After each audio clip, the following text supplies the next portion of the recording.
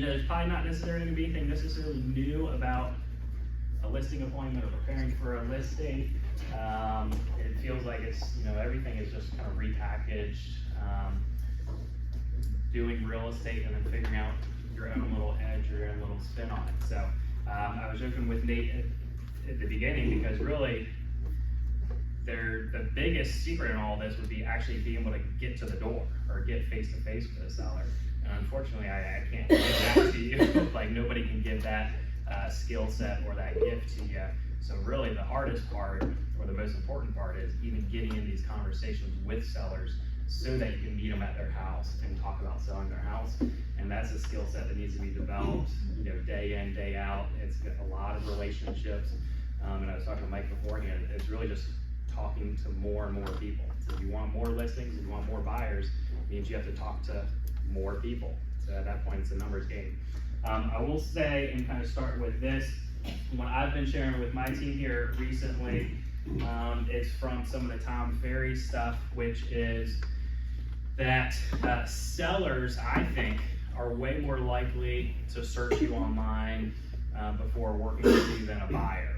And so with that, there's some agents who don't really put a lot of stock into online presence and social media and all that. But I would say, especially on the seller side, they're going to be fact checking you, and they're going to want to see, are you a real life person? Are you actively doing business? Anybody ever look at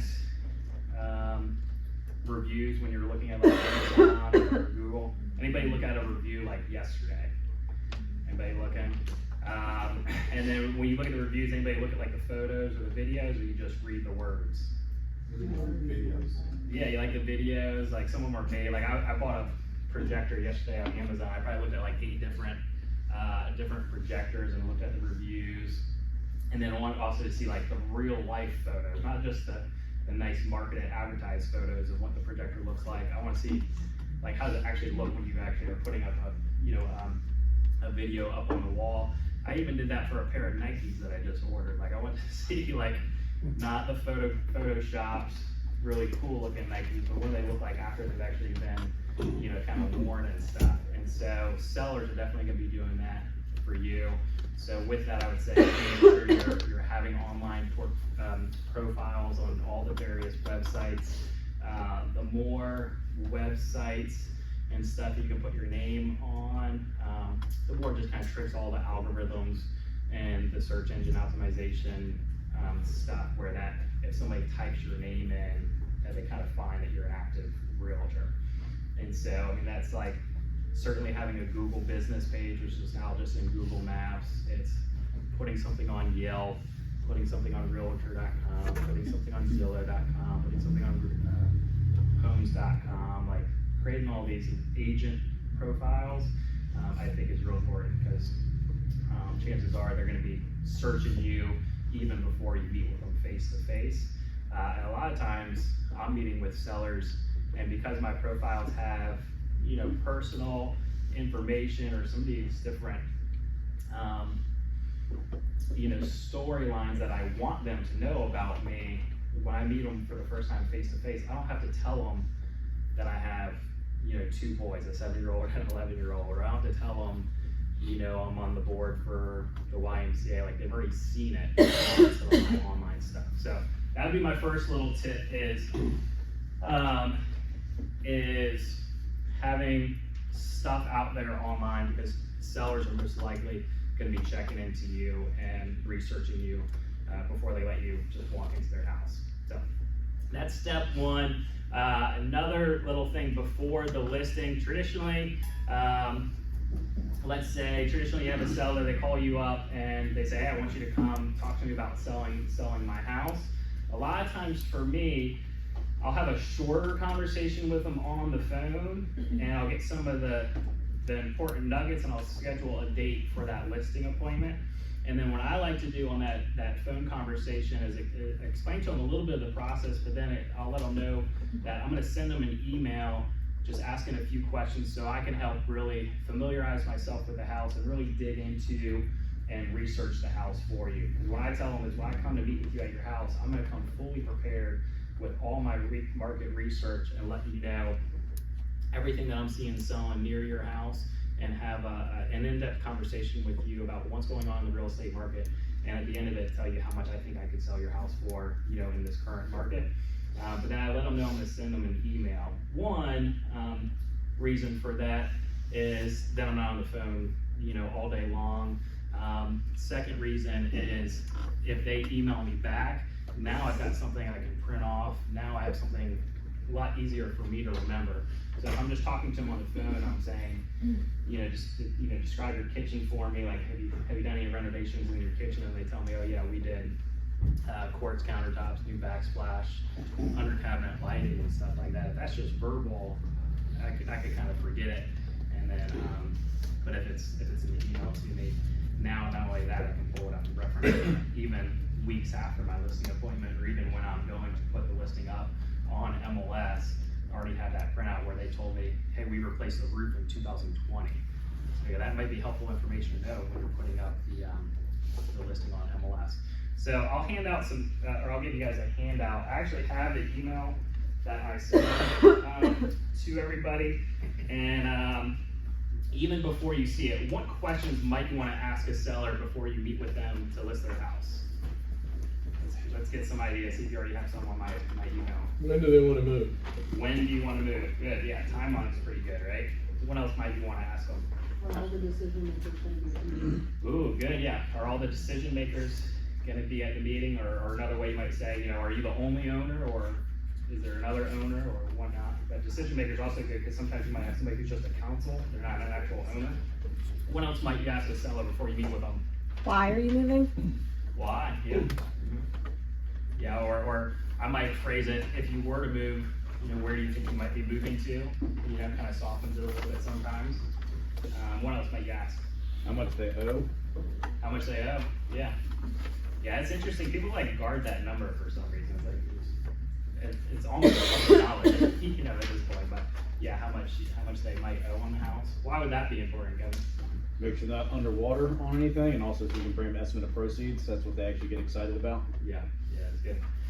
Yeah, it's been a while since I've had it where they were upside down, but even in a very appreciating market, I mean, it just takes a couple yahoos to refinance, every 3-4 months, or take out home equity lines, or try to start some sort of failed business. And even though they bought it for $300 and it's worth $500, they owe $600. So that's a good question to ask. What else might you ask before you meet with them? What do they think their house is worth? Yeah, good. When do you think your house is worth? Yeah, a lot of times the response I get is like, well, that's why I'm calling you. But even if you press them on it a little bit, most of them are savvy enough to know what's going on in and around them and have kind of a number in mind. But Jeff, why might that be an important question to ask? Because if they're way overshooting the value, you probably approach things differently. You'll kind of try to, talk them down, ease them down off that number, give them more examples of why it's not worth that. Yeah. Or you might know that it's going to be a struggle. Yeah, helpful to kind of gauge if they're in fantasy land or in reality. Or sometimes it's pretty fun because they're real naive of how well the value actually is. And so then that really kind of puts the pep in your step and then you're walking into a room where you're going to be delivering some fantastic news. And that will certainly change your demeanor as you're meeting with them and going over comps. If they're in that fantasy land thinking that their house is worth $1 million and comps are 600, your demeanor is probably going to be ready for a fight, but at least then you might prepare a little bit better, right, with some better facts and numbers and comps to support it. So, and other questions you might ask a seller. Have you or will you be talking to realtors? Ooh. Yeah, that's a dangerous one that I used to kind of steer away from. So have you or will you be meeting with any other realtors? Why might that be a good one to know? If you're going head to head, some of the other agents we're aware of, will buy the listing and tell them whatever price they want to hear. Yeah. Price reduction. Yeah. And they might even say something like, well, my sister's a realtor and I'm gonna be meeting with her, but I wanted to get a feel for what other realtors thought it was worth too. Yeah, I just want to use before you I for meet with price. her. Yeah. I don't want to use you for your price, I'm probably gonna go with this other person. Yeah. Yeah, it might be helpful to know. I used to steer away from that though, because I didn't want to plant that idea in their head of, oh, maybe we should be talking to some other folks. But it is definitely good, useful information to know of, is there gonna be some competition? Because the worst thing is when you're kind of blindsided and you think you're the only person, and then you don't really follow up that well because you thought it was like a done deal, and they're like, oh yeah, we met with 3 other realtors, and we went with somebody else. So yeah, that's a helpful one to know. Who would want to be the first realtor? Like if they are gonna say, hey, we're gonna meet with 3 realtors, who wants to be the first realtor? Who wants to be the last realtor? Who wants to be in the middle somewhere?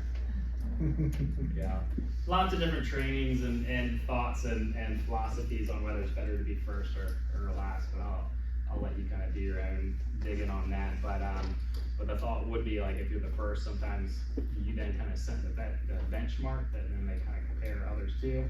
But with that, they can use that as kind of leverage to do some different things. But if you're first, then you could potentially cancel other ones. If you're the first, you might then say, well, you know, if you do meet with some other folks, I at least have an opportunity to circle back with you, you know, at the end and try to get them to kind of promise that, you know, on the spot. But yeah, so knowing if you're up against some competition, good. Other questions to ask a seller before you meet with them? Is there anything in particular you wanna see your realtor do or not do for you? Okay. Yeah. Open houses, no open houses, Mhm. whatever. Yeah, that's good. Might be helpful to know if they've sold a house before. And if they have sold, how long ago was that? You know, if it's been 20 years since they sold a house, you think things might be a little different?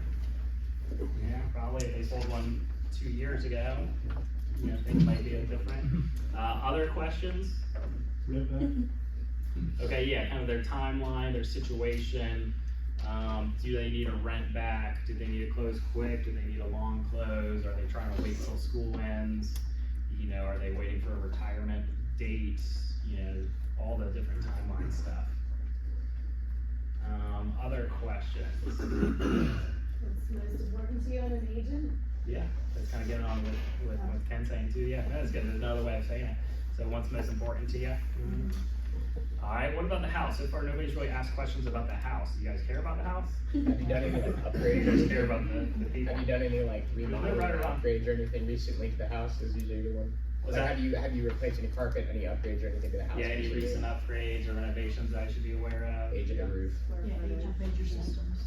Age of major systems, I heard square footage. Anything that you know that needs to be done before? Yeah, any deferred maintenance, anything that you think you might need to do before you list the house. A lot of times I'll kind of ask it that way to then give myself some value, and I'll say something along the lines of, because a lot of sellers think they need to do a lot more to the house than I end up recommending. So if I actually meet with you sooner rather than later, a lot of times I can actually I can actually save my seller a whole lot of money by making the appropriate recommendations to have the biggest, you know, impact for the least amount of money, you know, possible. Because a lot of sellers don't want to meet with you until they think their house is like ready, or they want the house nice and clean. And so a lot of times I try to get ahead of that of, hey, I see houses in all sorts of conditions. This isn't an appointment where I'm really going to be, you know, judging or critiquing, you know, the overall, you know, showing ability of the house. It's really just looking at the bones of the house. And you actually probably would want me to see it in that condition, because oftentimes I can give some tips and tricks that'll actually end up saving you money. But try to kind of lower that defense mechanism of the house needs to be show ready before they bring me over, because I want to get over there, you know, as soon as possible. So another thing I kind of say during that time is, you know, actually one of the more fun parts of my job is actually when I first meet with somebody, you know, to talk about selling their house, and then when I come back after we've made some of the touches and improvements and see what a drastic change it is. That's one of the more fun parts of my job, just to kind of set the stage of that there might be that dramatic change, and that's okay, that's pretty normal, and that's actually, you know, an exciting part. So, other questions? So you guys have my little email in front of you. So, you know, I get to some of the fast facts on the house. So the address, which I should at that point already have. square footage, and I even put in the parentheses, especially if it's different than the tax record, and they might not even know what their tax record shows. But square footage is certainly an important part of your calculating process or finding good comparables. What year the home was built, I mean, again, I can pull that from tax records, but sometimes there's discrepancies. Some of these questions I'm just asking just to, you know, kind of ask. How long have you lived there? That's a pretty good one to get a measure on. The roof, so when was the roof replaced, what type of siding, getting into some of the big ticket components. How old is the heating and cooling? Any updates on the kitchen, bathrooms, flooring? On a scale of 1 to 10, this was one of my favorite. On a scale of 1 to 10, how would you rate your home? So having them divulge to me what they think of their house, and then with that, what would make it a 10, so then they are already kind of commenting on what they think needs to be fixed or could be improved on. And that's really helpful for me when I'm looking at other comps where they're saying, you know, we need to replace all of our carpet.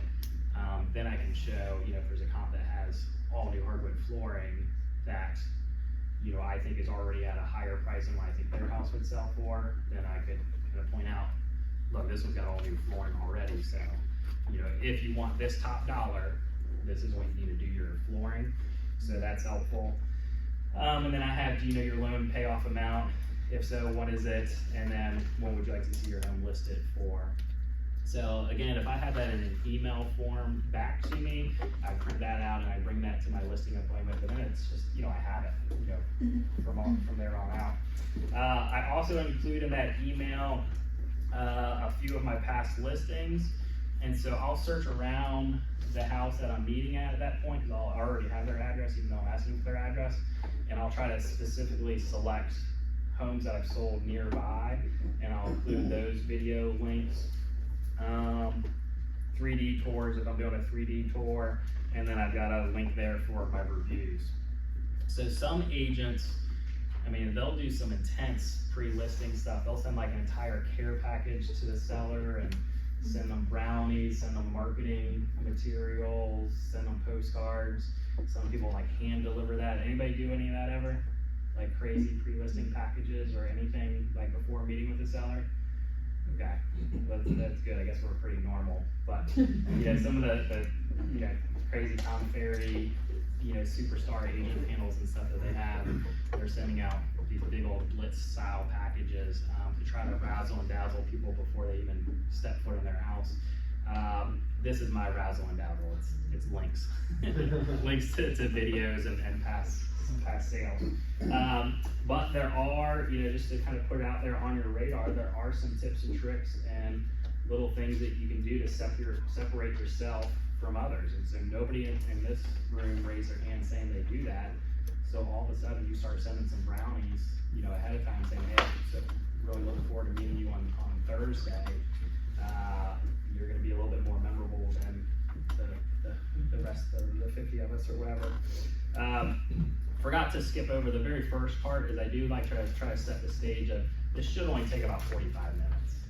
And so I try to let them know that it should be, you know, it's an appointment time. We're gonna try to stick to that time. Certainly they can go longer than 45 minutes if you really get talking, but then I try to at least let them know that this is how long it will take. Alright, so that's all the before the listing stuff. And so now I'll get into some of my like analytical part.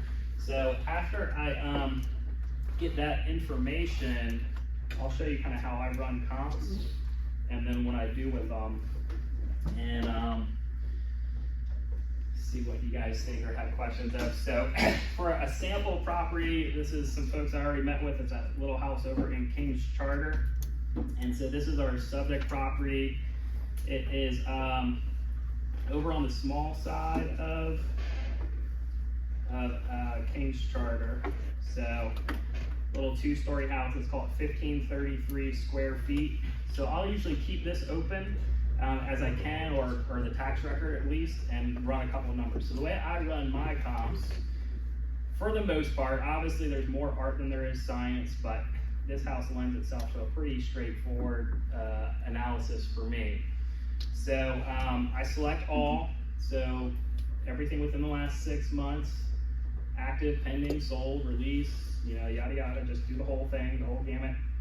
And I go last 6 months, I always try to do the same elementary school, which would be Cool Spring, and same high school, which would be Atlee.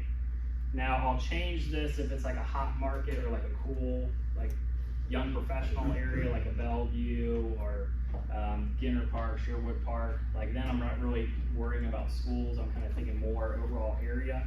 But for the most part, I think about schools. I always like to joke agents that use area numbers and stuff like that, because never have I ever had a buyer say, hey, I really want to buy an area 36. All my buyers say, hey, we really want Atlee High School or Hanover High School, or we want our kids to go to Laurel Meadows Elementary, whatever it is. You can use area numbers if you want. I just don't. So, Cool Spring Elementary, Atlee High School. The square footage was 1533. So on a house of that size, I'm usually like plus or minus 300 square feet. So I just quite literally go plus or minus 300 square feet. If it was a bigger house, I might go plus or minus 500 square feet. Traditionally for me, I'm not doing bedroom count or bathroom count unless it's like only one bathroom. Then I might only look at one bathroom, because that's kind of like a very negative specific product. If it's bedrooms, I might get a little bit specific. If it's only a 2-bedroom house, and only compared to other 2 bedrooms. The difference between a 3-bedroom and a 4-bedroom, I don't see there being a lot of value difference if it's in and around that same square footage. So a lot of my buyers, like if it was an 1,800 square foot 3-bed house or an 1,800 square foot 4-bedroom house, I don't have a lot of buyers saying one way or another. They're just happy with the amount of space, and at that square footage, probably make that fourth, use come about somewhere. So plus or minus 300 square feet. I do like to do plus or minus 10 years on built for kind of this age of house. So that way I'm not brand new houses, I'm not super old houses. So it's 1998, so I go 1978 to 2008. Did I do that right? 1998? Is that right? So that went from 5 to 4. So I might scoot that up, because this one isn't that big of a science. It's just I don't want to be like new stuff. I'll go back to 2008. 5 houses is pretty good. I mean, yeah, 5 other matches. See on the bottom, 5 matches. I would like to be that. I like for that to be like 5 to 10. I don't want it to be a crazy amount of comps. I also don't want it to be so little that there's no real data to go off of. So, anyways, that gets me like-kind neighborhoods. Something else I could put in here, but I probably won't because we're already at 5, is I know my house doesn't have a garage. I always try to put myself in the buyer's shoes, and one of my buyers say they like must have or are putting in their search parameters. And I do have a lot of buyers that have to have a garage, so I might mess around with has a garage or doesn't have a garage. And this one, I'll just leave it be. So let's just say this is the end of my comps, and you guys can finagle your parameters, all that, or whichever way you want to kind of get into your searches. But what's nice about this is it's not just the neighborhood. I very rarely will keep it in just one neighborhood, because again, I don't have a lot of buyers that say I only want this neighborhood. Usually it's I want this area or I want this school system. And so you get Beechwood Farms, Atlee Ridge, Kings Charter, and even Madison Springs. It's kind of unique. So what I do from here is I then take all of these, and I have a preset export for some of the key criteria I need. So I would export it, and you guys can change these in your matrix settings. And so I have an export setting for CMAs. So I do my CMA for Tommy, and it creates a spreadsheet for me. I use Apple stuff, and so it doesn't work too well with Excel. So then I use a Google Drive, and I just upload it into Google. So view file, upload. I'll show you the custom export. You basically get to name what data you want it to spit out. And so I'll show you what I do then with this spreadsheet. This is where anybody who doesn't like math, you're gonna fall asleep, but I think it's kind of fun. So what I'm exporting in essence is the MLS number, list price, the address, the neighborhood, the square footage, price per square foot. The assessed value on land has been helpful when I'm doing houses with larger properties because there could be some major discrepancies on the comps based off the land value, so that's important just to know. Closing costs, so seller concessions, the assessed total, and then the sales price. And then this is just like a made up, I don't know why I have that there, but sometimes I do look at siding. You know, if everybody else is vinyl and you're the only hardboard siding, it's kind of important to know. And then this one I don't need. So from here, I then do some math. So you guys ready for math? Yes. One of you, good. Well, I'll go even fancier. So sometimes I dress this up and make all these number columns. So make this a dollar sign. No decimals there. I do like decimals on my price per square foot. Alright, so here's some math for you. So the reason why I'm going to use this spreadsheet is to examine three different values. One is how homes sold against their assessed values. Some sellers think whatever their house is assessed at by the county equals how much their house is worth. We as realtors know that that is very wrong, and usually in a positive way of the house is assessed at a much lower price than what it sells for. That way you're taxed less. So I can run some analytics to see and measure how did other homes sell against their assessed values, because that could be an indicator of how our house will then sell against our assessed value. Another calculation I make is price per square foot based off the whole, because a lot of folks think that that's just how much houses are worth. Whenever the house is divided by square footage, that's the math. And so if I have 1,000 more square feet of house and it's $50 a square foot, that means I'm $50,000 more expensive than the house next to me, which that's also bad math. I get lots of arguments with agents about that, but still it's a number I look at with sellers. And then the third one, which will cause controversy probably even in this room, is how homes sold against their Zillow values. Most of you in this room think Zillow is wildly inaccurate. I run these numbers with every single one of my sellers, and Zillow is almost spot on. Zillow is always high by about 1 to 3% too high or error rate, but when I run these numbers, Zillow is pretty darn accurate, given that it's a fairly normal mold. So here's how I do my math. All I do here is create a value of how houses sold against their assessed value. So it's sold price divided by assessed price. So this one sold, it even autofills for me, right? So this one sold for exactly the assessed value. This one sold for 120% above the assessed value. This one sold for 125% above the assessed value. You guys see how these numbers are working? This one sold for 124% above the assessed value. And so then what I do here is just doing an average. So this is fancy Excel formulas. You type in equals average, and it does the work for you. Oops, messed it. Equals average. We'll just do that. Equals 1.2%, 1.2, which equals 120% above the assessed value. This is my subject property. So I'll go over to the tax record to see what its current assessed value is. You actually deleted one of your values. I'll take a look see. Please don't steal my listing. We're not under agreement yet. Man, pretty sure they're gonna work with me. Hold on, I got a 37 phone calls. I can give you their cell phone number and be like, I did mess that up, didn't I? There it goes. All right. 290,700 is the assessed value. I put that in my assessed column. And then, all we do is multiply these together. So equals this times this. Anybody guess what it is? 360. Ooh, close, 350.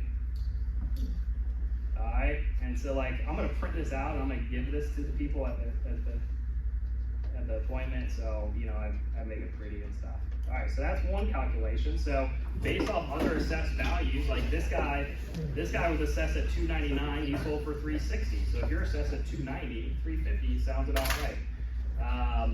You know, and traditionally, again, because I'm running these with my sellers every single time, when I meet with the seller, I say, hey, historically or traditionally, when I'm in Appley High School District, most things are selling at about 115 to 125% above your assessed values. Your comps are coming in right at 120, so it's right in line with what I'm seeing across the market. And it goes back to that personality type. This is where the other blues across the table, I mean, they're gonna be super excited and wanting to see all this stuff. Your emotional feelers and stuff, they're gonna be asleep. So you'll just have to learn how to kind of cater towards the different two. But again, this is just kind of what I do. So I think with all the stats though, you can make yourself look very credible to yourself. Correct. Yeah. Right. yeah, and that'll be kind of on the actual listing part. I got a couple tricks there too.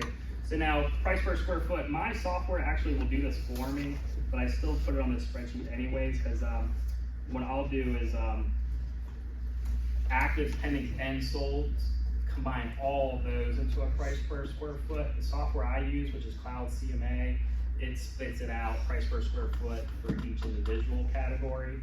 On this one, all I have is sold, so this number is going to be the exact same that I'll show you on Cloud CMA.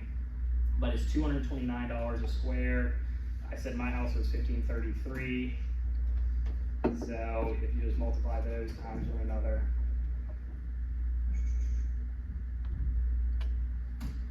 $351. Anybody see a pattern yet? Alright, so I'll do that. The last calculation I'll do is that Zillow one. So for me, I kind of copy and paste this stuff, and then let's just call this a Zestimate column. And now I gotta put new information in. This is one of the things I have to do kind of by hand. But let me grab, so one of the things I'll need is this house's current Zestimate. The thing that I say about Zillow though, is as soon as a house is listed, all this math goes out the window because it'll recalculate all the algorithms based off that list price. So this only works if the house isn't already on the market. All right, Zestimate. So I use Cloud CMA. It's where I throw all of my comps in. So this is what Cloud CMA looks like. I think I have it on my sheet maybe when I pay. $45 a month, I think, and I'm probably grandfathered into like a better price, and it might be more expensive now. But one of the reasons why, well, I'll just show you. So to create a CMA, it's pretty simple. I just put their name, oops. I put the subject address, and it fills that in for me, and it's hooked up to our MLS system. So this is why I have the MLS here. Anybody ever try to copy and paste a bunch of MLS numbers? It's kind of hard, like you can't quite do it. You almost have to do it individually, but if you throw it into a spreadsheet, now you can copy and paste the whole thing. So copy and paste. This is how long it'll take me to create my CMA report once you have the MLS numbers. So you could tweak and mess around with this stuff if you want to make adjustments. I just do customized report, and then I already have a template for all my listing reports. And so I just do the Sibiga template. I can change the color if I want to. I don't want the color. I'll do dark red. But in my CMA template, I'll show you. It has all of my like standard forms. So I have an agent resume, I have a cover letter, I have stuff about the company, I have a contact me page, I have, oops. Sorry, that's not my template. I've got, successful sale process, I have recent sales in 23116, I have articles that were in, magazines I put in here, I've got ratings on Zillow, I've got stuff about pricing, I've got marketing flyers, so this is all just pre-filled stuff, so when I go on an appointment, all I do is hit my template, and essentially I'm done. So if people want something similar to that and don't wanna pay as much, we have CMA Toolkit at Hometown where they bill you, I think it's $8 or $10 a month. It's not super easy to do the comps and stuff, but you can do it, it saves your template, you can add your own pages just like you've done, and it will print out the same every time, with just the changes you want. It'll also link directly to like your Zillow, like customer reviews and stuff, so as they update, like as you get new ones, it'll update by itself. Yeah, and Matrix has a pretty nice one too. So this is what it ends up looking like. Let's see. So this is what I then print out. But when I want to pull from this, and this is why I walked you all through this, is the Cloud CMA actually does an online analytics part based off of Zillow values, and so this is where I kind of cheat and I just copy these estimate values. And so, like 8272 Winston, 401 300. Let's see.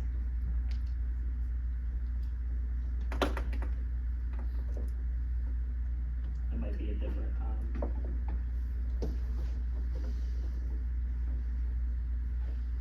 I might have had one different comp in the report that I showed you versus like my demonstration one.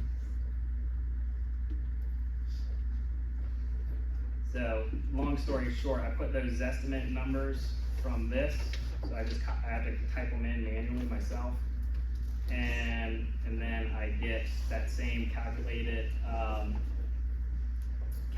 average, and so this is where I'm saying on average Zillow got it wrong by essentially 1 minus 0.978. So they get it wrong by about an error rate of 2.2%. And if you take the current estimate times that 0.978, you would get 356.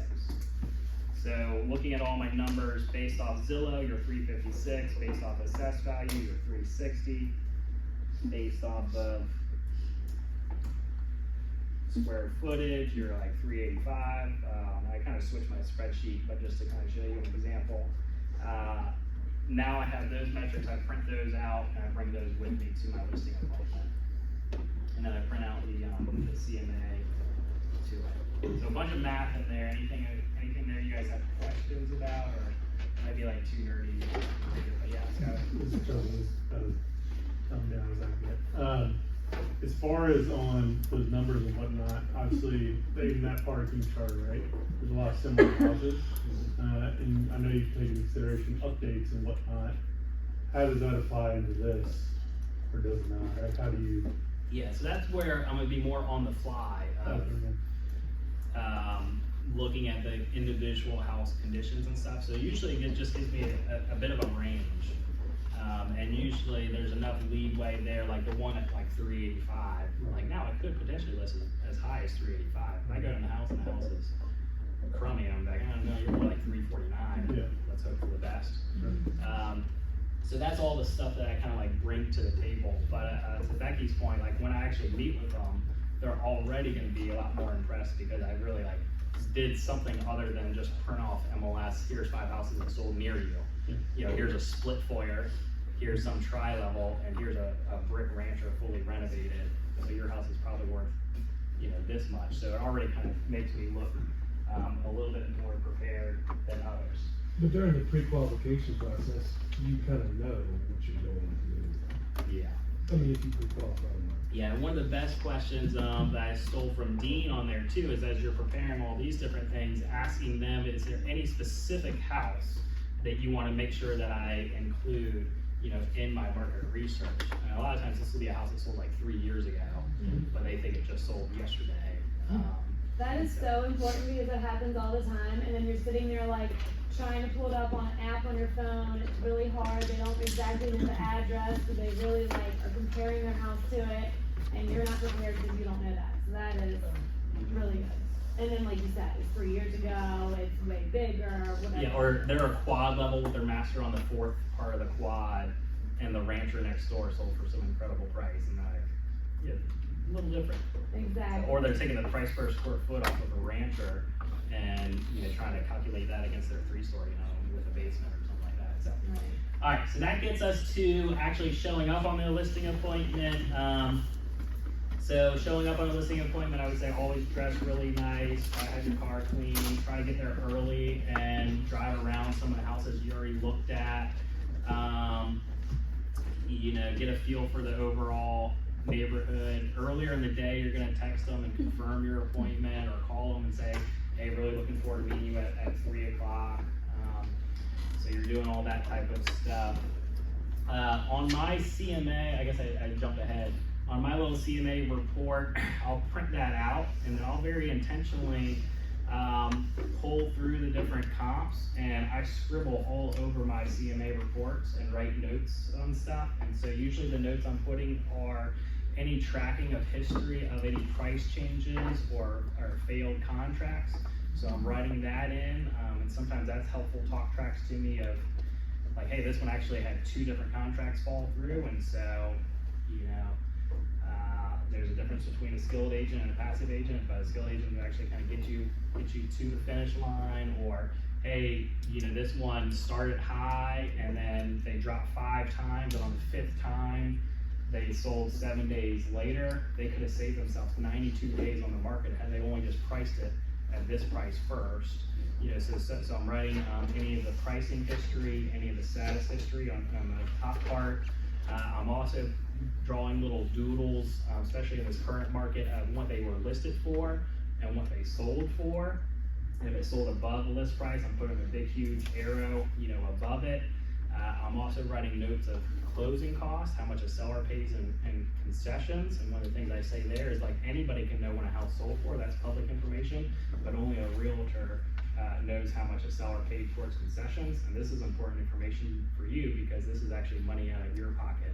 Not a lot of other realtors are even gonna talk to you about this, but look, all these sold, paid $6,000 in closing costs. So they didn't really sell for $352. They really sold for, $348. And so I put concessions on there. Sometimes I'll put like loan type, or if it's like an all cash deal, because that could help inform us of maybe why somebody sold more aggressively than others if it was all cash. Or it's also helpful to know like if every house in the neighborhood is a VA loan, just setting appropriate expectations. So I'll write notes there. And then I'll also do little scribble notes. I kind of separate out between positives and negatives. And so I'll click through all the pictures of the house and I'll write a few positive attributes. One, to remind me of the house. And so hopefully trigger my memory. I'll go, yeah, that's the house with the cool, man cave, detached garage. But then it's also, again, using that information we got in the email ahead of time, pointing out some of these positives and negatives of how that might affect their pricing. And the negatives, I'm usually putting if it's got like really bold paint, or if it's got dated, kitchen or bathrooms, or, no backyard or sloped backyard. So I'll kind of have positives and negatives. I'm doing that for 2 reasons. One, just for my own memory, but then 2, again, just to show that I was very prepared. I didn't just do this thing on a whim. Like I've actually looked into this stuff. I took this appointment seriously. So I'll come with that. I show up early, and I usually have them give me a spin around the house is my style. And so I tell them, hey, why don't you do a quick little tour around the house with me? Tell me if there's anything that you've done recently to the house, or if there's anything you think you might need to do to the house before we list. And then, at the end, I'll kind of give you some tips and tricks on, things that I think you might need to do or whatnot. So I get them to do a spin around the house with me. During that time, I'm trying to build rapport with them. I'm trying to ask a lot of questions. I'm trying to listen a whole lot. I'm trying to find places of connection. So, you know, you're looking at family photos, you're looking at alma maters, you know, you're looking at hobbies and interests, and so you're trying to use some of that time as relational time before you actually sit down and, you know, start talking business. So I'll do a quick little tour around the house with them, and then, also at that time, I'm looking for like an actual seating, like table spot, which in some of these houses, I mean, goodness sakes, like, I don't know, like where they eat food at all. There's just things everywhere, but always try to get them to a table. Like super awkward if you're in a living room in a recliner, especially, you know, I'll have the report with me, so I usually ask for a table so that I can have the report. So always try for that. I'm also amazed by how many people like leave TVs on, like when I'm meeting with them. It's like, for goodness sakes, like we're like, if this is me, like turn off the Fox News or, you know, whatever it is. Like let's talk some business. So, we sit at the table, and then for me, I let them know, hey, this is a comparative market analysis. It's gonna do two things. The first half is just all my marketing fluff and just everything that I do to get as many homes sold as I do. The second half, we're really gonna talk about the numbers and what houses are selling for. That's probably the part that's of most interest to you, but you know, I'm gonna start with you know, kind of the marketing part of stuff. And so my CMA is set up where it does, you know, just kind of brags on accomplishments and numbers and marketing plans, marketing ability and stuff like that. And then the second part, switch into the comps. And so another one of the notes I forgot to mention that I'll put on my little comps is all those parameters that I put in of how I conducted my search. So it's real nice when it's pretty straightforward. Elementary school, high school, plus minus 300, plus or minus 10 years on construction, and that's it. I didn't have to do any like hand selecting or omitting or, you know, forcing a square into a round peg. Like, you know, these are what the numbers look like. So I'll have that written out. Also, again, just to kind of remind me of what I was looking at. And then I go through all those different notes. I go through it house by house and say, hey, this was a great house, you know, and I always have the pictures included in my CMA because most sellers, they just want to look at pictures. I used to not have pictures. And I've switched to definitely having all the pictures because that's what they're most interested in. And then at the end, I kind of say, like, here's where I get pretty analytical. Like, I'm a pretty analytical guy. I'm a numbers nerd. I make spreadsheets for everything, and, you know, I make some sort of joke about that and ask them, you know, which one of you is the numbers nerd. And, you know, usually somebody, you know, sheepishly raises their hand, so, you know, that's me. And I go over that spreadsheet that I went over. My software spits out some other averages of kind of some of the same, but like average days on market, 13 days, average over list price, 103, average, you know, on this one, average list price, 382, average sold price, 394, you know, whatever it is. So then I go through those different metrics and have a conversation on price, and I usually give them a suggested price, you know, right there on the spot. I might give myself a little bit of a range depending on if they have a lot of work to do, or you know, it's gonna be case by case of like, all right, if you really want top dollar, then, you know, here's everything that we need to do, and then I give them some suggestions of some things to do before we list. I have a list of a couple of trusted vendors that I can give them, and then I talk about showings and next steps. And so let me go back to my notes here and make sure I hit some stuff. So look on the tips for listing presentation. I use Cloud CMA. Know your competition. So, you know, that would be helpful to know your marketing stuff ahead of time if you know who you're competing against. Know yourself. So that's where, like, you got to know your stats. Have you sold anything nearby? How many have you sold? Knowing your own numbers, like how many current listings do you have? Because people are going to want to know, like, are you too busy? Are you not busy? Be prepared for interview style questions. You know, in essence, you're applying for a job. Know your comps. That's where I do my handwritten notes. Again, it shows that like I actually did it. It wasn't just some assistant handed me this report. Like, you're working with me. I'm the guy. Know the history of the stuff. Know what comps. Know what the comps have that yours don't or doesn't, and vice versa. Know how much is paid towards closing costs. Know your analytics. Talk about that a bunch. And then give tips and tricks to enhance the property. A lot of the other biggest reason why they're having you over is they want to know what they need to do. So they're curious about the price, but they also need to know, okay, give us our marching orders, like what do we need to do to actually get this thing sold? And so always be complimentary first. People are gonna take your suggestions very personally. And so, if you say, man, that wallpaper's gotta go, and you didn't ask like what the sentimental reasoning is for like all the wallpaper, and it was, their grandma helped them, install it or whatever it is many years ago, you're gonna offend some folks. So try to be as complimentary as you can first, get some of that insight on some of those things. But then also give honest feedback, and I kind of put it from the perspective of the buyer. Like I throw the buyer under the bus a whole lot of like, buyers today, they're picky, they're finicky, they want that HGTV house. Like, I love your house the way it is, but when we come to sell your house, now we have to go through one of the masses thing. What's the average buyer gonna think? And, chances are you might paint the whole thing neutral, and the very next day they're gonna come back in and paint it right back to that same purple. But, we're just trying to get it to where the average buyer has the most likelihood of creating a purchase. Try to use stories as best as you can.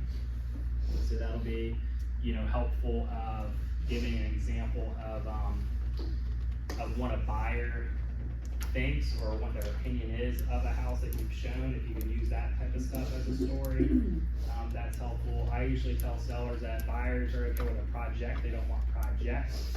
And so if a buyer walks out of a house and like 2 or 3 bedrooms need to be painted, the way that their mind works, and this is again me throwing them under the bus, the way a buyer's mind works is, oh man, the whole house needs to be painted. It's like, well no, it's just 2 bedrooms. But, these silly little buyers, they're saying the whole house needs to be painted. And so that, for us, we wanna try to get as least of these things down as possible. And the other big thing I usually talk with sellers about is my tips are paint, floors, and curb appeal. So we want to get most of the paint as fresh or clean and neutral as possible. We want the flooring to look good, and so if it's replacing carpet or steam cleaning carpet or whatnot, but we want flooring to look good. And then curb appeal, we want that first impression to be really good. And so my recommendations for repairs, and I'm not gonna ask somebody to renovate an entire kitchen or bathroom. I usually tell somebody, it's like, if you're wanting somebody to tell you all this money you need to spend on the house, like, that's not me, I'm not that guy. But I'll make recommendations for big impacts with least amount of money. So like power washing is $200. Resealing your asphalt's $200. If you have to replace carpet, even replacing carpet as a whole isn't all that expensive. Steam cleaning carpet, several $100. Painting, especially if you can do it yourself, I mean, it's $50 and you're done by lunch. You have to hire somebody, and it can add up there. But again, relatively low cost for a big impact. So those are the type of recommendations I make. And the other recommendation I traditionally make is I usually tell sellers that they already know deferred maintenance, like they already know the things that they've been meaning to get around to and fixing, they just haven't done it. Now you gotta do them. Like, now's your chance to go ahead and do those things. And so I usually put the ball back in their court of, you probably already know what you're supposed to fix and address, so go ahead and do that. And then the always advice is just doing all the decluttering and packing up, and the way I like to position it is just pretend that you actually are moving, because you are, and the decisions you have to make of should this go into a box, or if it goes into a box, will it ever come out of the box? Go ahead and make all those decisions now before strangers start walking through your house. And so that means donating stuff, selling stuff on Marketplace, getting family members to come pick stuff up, but do all of that stuff before we start bringing people, over. If you already have the next house lined up or identified, you know certain furniture is not gonna fit in that next place, like, let's go ahead and make a plan for that stuff now. And then always leaving them with the next steps. So that would be maybe listing paperwork or giving them some extra contract referrals other than what I already have on my report. Hiring my stager to come over and do some extra bad cop type of stuff, or scheduling a photographer. So again, for me, my style is I don't bring listing paperwork with me. And I usually tell the sellers, hey, there's a bunch of other agents, they're gonna want you to sign right here on the spot and commit to them.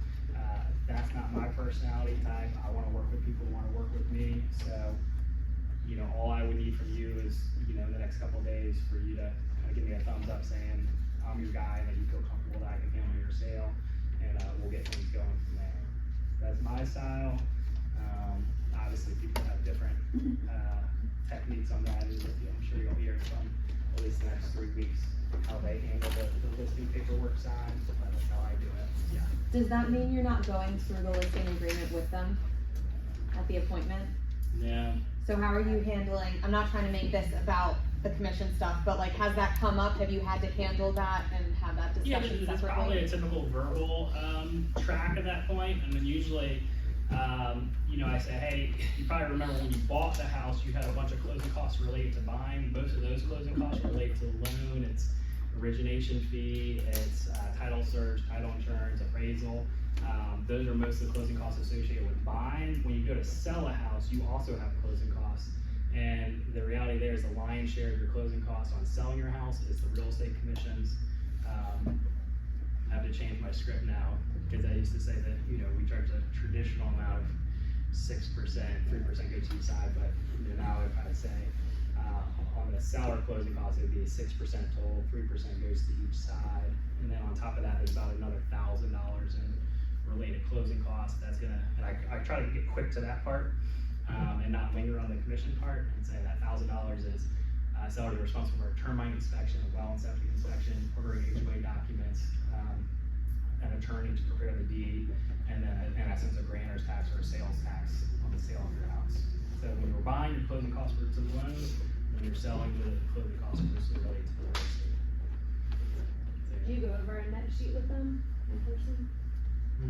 So I verbally go over it, and so when I'm going over all those numbers, I say, traditionally with all my sellers, once we start getting offers in, I have a spreadsheet that I plug all the numbers in, so we take whatever's being offered, we take your loan payoff amount, we put all these other numbers in, and we look at what your net proceeds are. At the end of the day, that's what most sellers care about, is how much am I actually gonna walk away with. And I also usually say, you know, the best thing about being a seller is at the end of the day, it's all just a line item, and so money will never come out of your pocket until closing. You know, it all just gets deducted when the house actually sells. So when I get your house sold, you know, for the most money possible, you know, then we'll figure out, you know, what the actual proceeds you walk away with. And sometimes I'll even make a joke there too, of like, you'll find out, like, what's interesting on the seller side is there's a lot of people, you know, with their kind of hands in the pot, or, you know, there's a lot of people that are making money on every, you know, real estate transaction. But what we want to focus on is how much are you actually walking away with.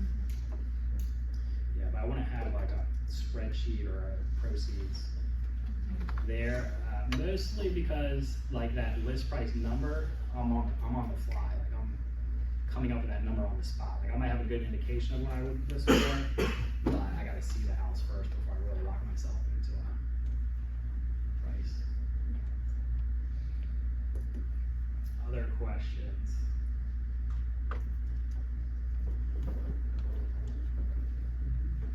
No questions. All right, well then we're gonna be finished.